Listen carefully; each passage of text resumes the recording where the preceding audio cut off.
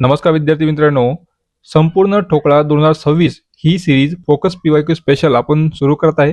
यामध्ये आपण सामान्य ज्ञानाचे आणि इतर सर्व विषयाचे सर्व प्रश्न या सिरीजमध्ये घेणार आहेत. प्रश्नासोबत उत्तर आणि उत्तरासोबत त्याचे काही महत्त्वाचे पॉइंट सुद्धा आपण या सिरीजमध्ये कव्हर करणार आहे. पाहूया पहिला प्रश्न. महाराष्ट्राचा अक्षरवृत्तीय विस्तार किती आहे? तर उत्तर आहे 15°44 उत्तर ते 22°6 उत्तर अक्षरवृत्त. तर विद्यार्थी मित्रांनो, नकाशात आडव्या रेषांना अक्षरवृत्त म्हणतात. महाराष्ट्राचा विस्तार उत्तर गोलार्धात आहे. हा फरक सुमारे 6 अंशाचा आहे.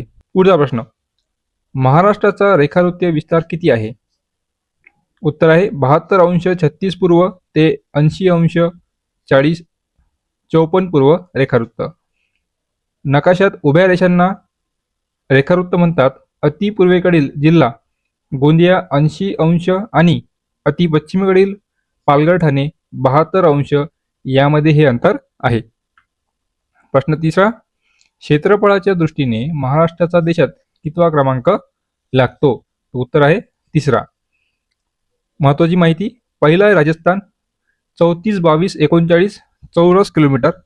नंतर आहे मध्य प्रदेश 30,82,52 चौरस किलोमीटर आणि नंतर आहे महाराष्ट्र 30,77,13 चौरस किलोमीटर. प्रश्न चौथा. महाराष्ट्राने भारताचा किती टक्के भूभाग व्यापला आहे? तर उत्तर आहे 9.36%. भारताचे एकूण क्षेत्रफळ 32,87,263 चौरस किलोमीटर आहे. त्यापैकी 30,77,13 चौरस किलोमीटर महाराष्ट्राने व्यापले आहे. प्रश्न पाचवा.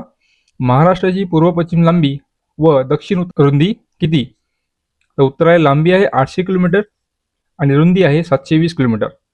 काही पुस्तकात दक्षिण उत्तर लांबी 700 दिली आहे. आयोगानुसार 720 किलोमीटर प्रमाणे मानले जाते. पूर्व पश्चिम लांबी जास्त आहे. प्रश्न सहावा. महाराष्ट्राच्या नैसर्गिक सीमा किती राज्यांना भेटल्या आहेत? तो उत्तर आहे 6 राज्य आणि 1 केंद्रशासित प्रदेश. तर वायव्येस गुजरात दादर नगर हवेली आहे. उत्तरेस मध्य प्रदेश, पूर्वेस छत्तीसगड, आग्नेयेस तेलंगणा, दक्षिणेस कर्नाटक आणि गोवा. पुढचा प्रश्न. महाराष्ट्राची सर्वात जास्त सीमा कोणत्या राज्याला लागून आहे? तर उत्तर आहे मध्य प्रदेश. याच्यामध्ये पहा, मध्य प्रदेश राज्याला महाराष्ट्रातील सर्वाधिक म्हणजेच 8 जिल्ह्यांची सीमा लागून आहे. त्यामध्ये नंदुरबार, धुळे, जळगाव, बुलढाणा, अमरावती, वर्धा, नागपूर आणि भंडारा. पुढचा प्रश्न. महाराष्ट्रातील किती जिल्ह्यांच्या सीमा दुसऱ्या राज्यांना लागून आहेत? तर 20 जिल्हे. तर महाराष्ट्रातील एकूण 36 जिल्ह्यापैकी 20 जिल्ह्यांच्या सीमा परराज्याला लागल्या आहेत. त्यापैकी 16 जिल्हे असे आहेत ज्यांची सीमा कोणालाही लागत नाही. उदाहरणार्थ पुणे, बीड, धाराशिव. पुढचा प्रश्न.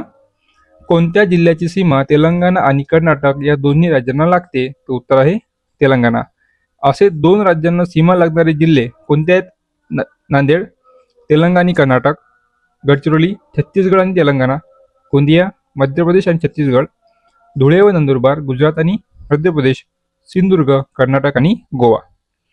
पुढचा प्रश्न. कोकणातील कोणत्या जिल्ह्यांची सीमा गोव्याला लागून आहे? आताच पाहिले सिंधुदुर्ग. सिंधुदुर्ग जिल्ह्यातील फक्त तोडामार्ग तालुक्याची सीमा गोव्याला लागून आहे. महाराष्ट्राची सर्वात कमी सीमा गोव्याला आहे. ठीक आहे. महाराष्ट्राच्या उत्तरेकडे कोणती पर्वतरांग नैसर्गिक सीमा म्हणून कार्य करते? तो उत्तर आहे सातपुडा पर्वतरांग. तर पहा, सातपुडा पर्वतरांग महाराष्ट्राला मध्य प्रदेशापासून वेगळे करते. अमरावतीमधील गाविलगड टेकड्या आणि नंदुरबारमधील तोरणमाळ पठार याच रांगेत येतात. नंतर पहा, महाराष्ट्राच्या नैसर्गिक सीमांच्या वायव्येस काय आहे? तर गाळणा टेकड्या, सातमाळ डोंगर व अक्राणी टेकड्या. इथे माहिती पहा, वायव्येस गुजरात राज्याची सीमा आहे. तिथे सातमाळा, अजिंठा डोंगर रांगा आणि अक्राणी टेकड्या नंदुरबार जिल्हा नैसर्गिक सीमा बनवतात. नंतर पहा, महाराष्ट्राला किती किलोमीटर लांबीचा समुद्र किनारा लागला आहे? तर उत्तर आहे 720 किलोमीटर. हा अरबी समुद्र किनारा आहे.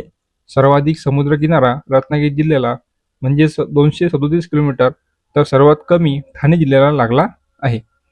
नंतर महाराष्ट्राचा सर्वसाधारण आकार कसा आहे? तर त्रिकोणाकृती. या त्रिकोणाचा पाया बेस म्हणजेच कोकण आहे आणि निमुळते टोक हे विदर्भात गोंदियाकडे आहे. आणि शेवटचा प्रश्न. लोकसंख्येच्या दृष्टीने महाराष्ट्राचा भारतात कितवा क्रमांक लागतो? तो उत्तर आहे दुसरा. तर 2011च्या जनगणनेनुसार उत्तर प्रदेश पहिले आहे आणि दुसरे महाराष्ट्र आहे आणि तिसऱ्या क्रमांकावर बिहार हे राज्य आहे.